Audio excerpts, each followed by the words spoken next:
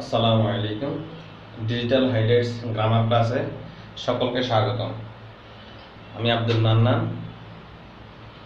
আমাদের আজকের আলোচনা ন্যারেশন হাইলাইটস এবং ফেসিস ন্যারেশন নিয়ে। আমরা অনেকেই ন্যারেশন করতে পারি, বাট যখন আমরা ফেসিস ন্যারেশনে যাই একটু মনে হচ্ছে পেঁচাই যাচ্ছে, কিন্তু আসলে দুইটা আলাদা কোনো কিছুই না।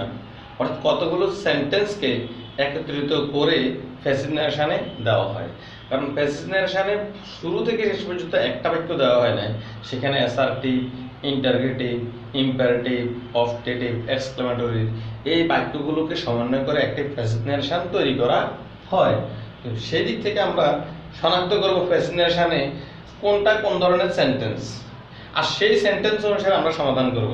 তো এর আগে আমরা হাইলাইটসটাকে পুনরায় একবার নিজেদের মধ্যে আলোচনা করে নিই। আমরা জানি টেন্সের পরিবর্তন হচ্ছে, যেমন প্রেজেন্ট ইনডিফিনিট থাকলে হবে ফার্স্ট ইনডিফিনিট, প্রেজেন্ট কন্টিনিউয়াস থাকলে হবে first continuous, present perfect tense থাকলে হবে past perfect tense, present perfect continuous tense থাকলে হবে past perfect continuous tense, first indefinite থাকলে ভার্ব ফার্স্ট হবে had plus verb first participle অর্থাৎ first perfect tense, first continuous থাকলে হবে ফার্স্ট পারফেক্ট কন্টিনিউয়াস টেন্স। এরপরে ন্যারেশন হাইলাইটস আমরা আলোচনায় ওই দিন বলছিলাম যার 5টি আঙ্গুল আছে সে 5টি আঙ্গুল দিয়ে ন্যারেশন হাইলাইটসটা মনে রাখতে পারবে। যেমন আমি প্রথম assertive, interrogative, imperative, objective, exclamatory. অ্যাসার্টিভে শেড অবজেক্ট থাকলে হবে টোল্ড, কনজাংশন দ্যাট। ইন্টারগেটিভে শেডের পরিবর্তে হবে আস্ক অথবা আস্কড, কনজাংশন হবে ইফ, ওয়েদার অথবা ডব্লিউএইচ কোশ্চেন। ইম্পারেটিভে শেডের পরিবর্তে হবে order, request, suggest, forbid, conjunction হবে টু। অবজেক্টিভে শেডের পরিবর্তে হবে ফেড অথবা উইথ, কনজাংশন হবে দ্যাট। এক্সক্লেমেটরিতে শেডের পরিবর্তে হবে এক্সপ্লেইনড, কনজাংশন হবে দ্যাট। আমরা এবার হাইলাইটস গুলো জানলাম। হাইলাইটসটা সবাই এই অংশটা অবশ্যই সবাই পয়েন্ট টেবিলের সামনে হোক আর নিজের মেমোরিতে মুখস্থ হোক, অবশ্যই এই অংশটা ন্যারেশন রাখতে হবে। কারণ ন্যারেশনের পুরো জগৎ মনে না রাখতে পারলেও এই অংশটা রাখলে ন্যারেশন সমাধান করা সম্ভব হবে। সুতরাং আমরা এইটুকু মুছে ফেলতেছি, কারণ আমাদের এইখানে যে অংশটা আছে এই অংশটার সলিউশন আমরা এখানেই করব।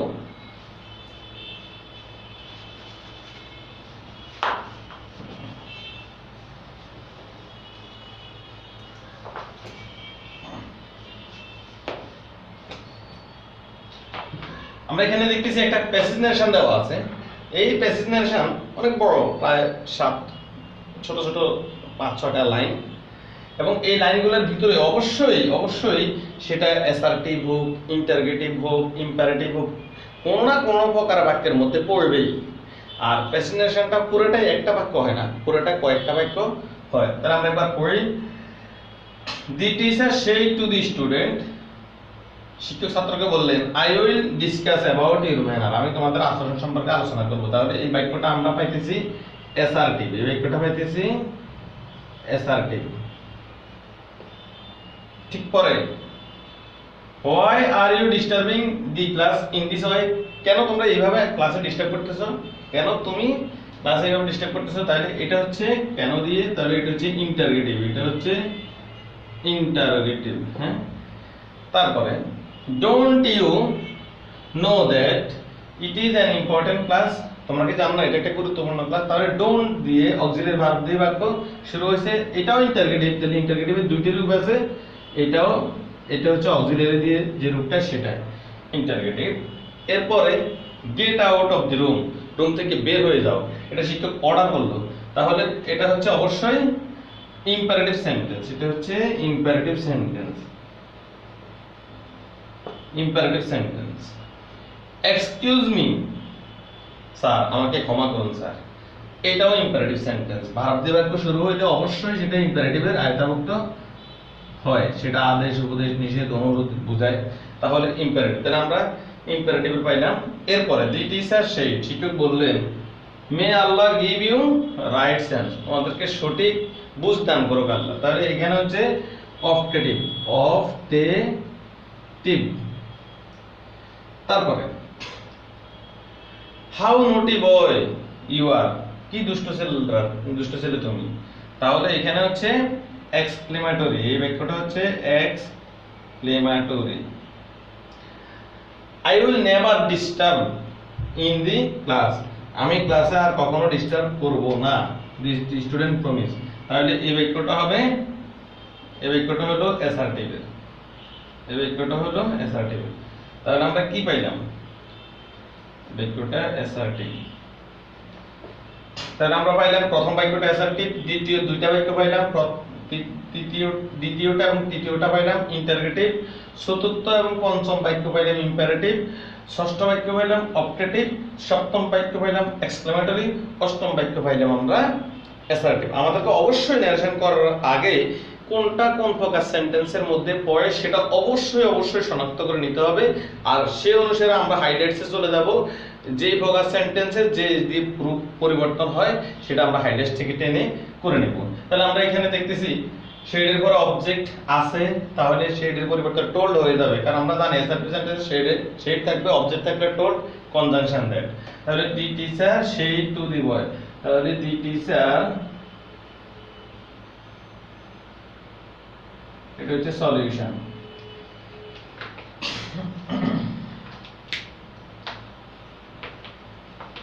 Solve, the teacher told the boy, told the boy, conjunction হবে that, I would, এই আইটা হচ্ছে কি the teacher, তাহলে এখানে হবে he, will থাকলে হবে would, discuss, discuss about your manner, এই your কার, দি বয়, তাহলে his manner, his manner, full stop. why are you disturbing in the class sorry, তাহলে এখানে why দিয়ে আছে, এটা হচ্ছে ইন্টারগেটিভের ডব্লিউএস কোশ্চেনের রূপ, তাহলে ডব্লিউএস কোশ্চেনটি হবে কনজাংশন। তাহলে এখানে হবে the teacher, the teacher asked, why হলো কনজাংশন, ইউটা কাকে বলা হয়েছে, দি বয় কে, তাহলে why he, এখানে আর আছে, তাহলে ফার্স্ট টেন্সে হয়ে যাবে, প্রেজেন্ট কন্টিনিউয়াস হবে ফার্স্ট কন্টিনিউয়াস, তাহলে why he was disturbing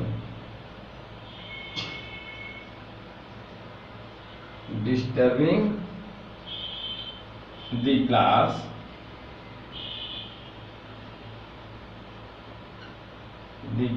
in this way, don't you know that, তোমরা কি জানো না, তাহলে এখানে হচ্ছে ডোন্ট অক্সিলারি ভার্ব দিয়ে তৈরি হয়েছে এবং সেটা হচ্ছে ইন্টারগেটিভের, তাহলে এখানে হবে শিক্ষককে আবার বললো, তাহলে দি টিচার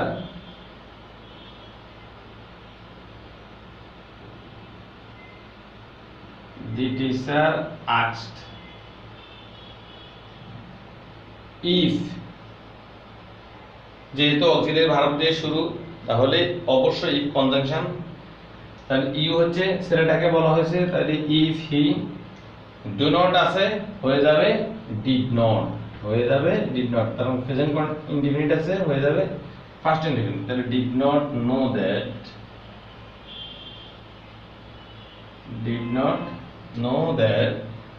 it is, তাহলে it was an important, is আছে প্রেজেন্ট টেন্সে, তাহলে was হয়ে যাবে ফার্স্ট টেন্সে হয়ে যাবে, তাহলে ইম্পর্টেন্ট ক্লাস, ফুল স্টপ। যতগুলো প্রশ্ন করব ইন্টারগেটিভের করব সমাধান, আর যত প্রকারে করি আমরা সর্বশেষ হচ্ছে এটা অ্যাসার্টিভ বাক্যে রূপান্তর হবে, আর সেই অ্যাসার্টিভ বাক্য শেষে অবশ্যই ফুল স্টপ হবে। গেট আউট দি রুম, শিক্ষক অর্ডার করলো যে ক্লাস থেকে বের হয়ে যাও, তাহলে the teacher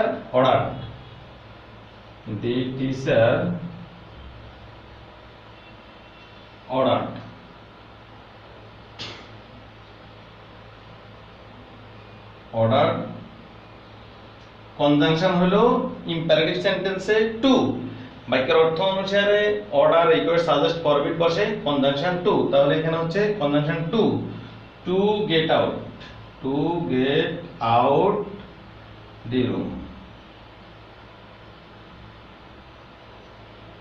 full stop. Excuse me, আমাকে ক্ষমা করুন স্যার, শেড দি বয়। তাহলে ছেলেটা রিকোয়েস্ট করলো, তাহলে this the boy requested, the boy requested, রিকোয়েস্টেডের পরে, কারণ এখানে হচ্ছে ইম্পারেটিভ সেন্টেন্স, কনজাংশন হবে to. Requested to excuse, excuse him, me থেকে হবে হিম। স্যার শব্দের পরিবর্তে আমি বসাতে পারি রিসপেক্টফুলি, রিসপেক্টফুলি। ইচ্ছা করলে কেউ যদি এখানে রিসপেক্টফুলি শব্দ, অর্থাৎ দি বয় রিকোয়েস্টেড রিসপেক্টফুলি টু এক্সকিউজ হিম, তাহলে আরো সুন্দর হয়। রিসপেক্টফুলি শেষেও স্যার পরিবর্তে রাখা যাবে, আর সবচেয়ে উত্তম হলো রিকোয়েস্টেড পরে রাখাটাই। The teacher said, may Allah give you right sense. May দি বাক্য আছে অফটেটিভ সেন্টেন্স, তাহলে এখানে হবে the teacher prayed, the teacher prayed, conjunction হলো অফটেটিভে that. আল্লাহ might, আল্লাহ মে থাকলে might, Allah might give him right sense, right sense, full stop. How naughty boy you are, তাহলে ছেলেটাকে বললো এই হাউ নটি বয় ইউ আর, এখানে হচ্ছে হাউ দিয়ে যেহেতু আছে সেটা হচ্ছে এক্সক্লামেটরি, তাহলে শিক্ষক আবার বললেন দি টিচার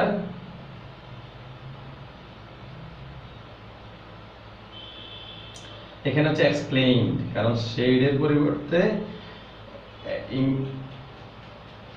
পরিবর্তে এক্সক্লামেটরি সেন্টেন্সের ক্ষেত্রে শেডের পরিবর্তে হয়ে যাবে এক্সপ্লেইনড। তাহলে এক্সপ্লেইনড কনজাংশন হলো দ্যাট, তাহলে the teacher explained that the boy he was, he a miser আছে তাহলে হি ওয়াজ, আর হাউ উঠে গিয়ে হবে বেরি, he was very naughty boy, naughty boy, full stop. I will never disturb you, তাহলে এটা অ্যাসার্টিভ বাক্যের মধ্যে পড়ে। অ্যাসার্টিভের মধ্যে দুই প্রকার, একটা হচ্ছে অ্যাফার্মেটিভ, একটা নেগেটিভ। তাহলে এটা হচ্ছে নেগেটিভ বাক্য, তাহলে অ্যাসার্টিভ বাক্যের নেগেটিভ অংশ, তাহলে এটাও অ্যাসার্টিভের নিয়মেই হবে। তাহলে দি বয় said that he would never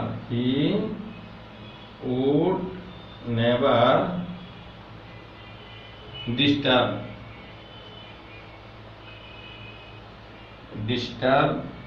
in the class। তাহলে আমরা কি দেখলাম?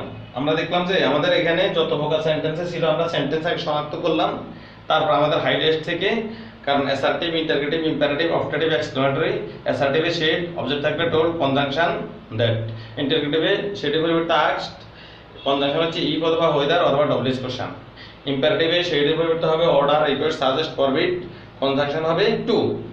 অফটেটিভে শেডের পরিবর্তে হবে প্রেড অথবা উইশড, কনজাংশন হবে দ্যাট। এক্সক্লামেটরিতে শেডের পরিবর্তে হবে এক্সক্লেইমড, কনজাংশন দ্যাট। ঠিক সেই অনুসারে আমার এই পুরো প্রেজেন্টেশনটা কমপ্লিট হলো।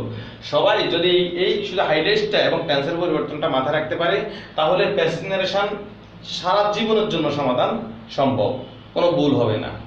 ধন্যবাদ সবাইকে। সবাই এই নিয়মটা অনুসরণ করো, অনেক বেনিফিট হবে। আল্লাহ হাফেজ, আসসালামু আলাইকুম।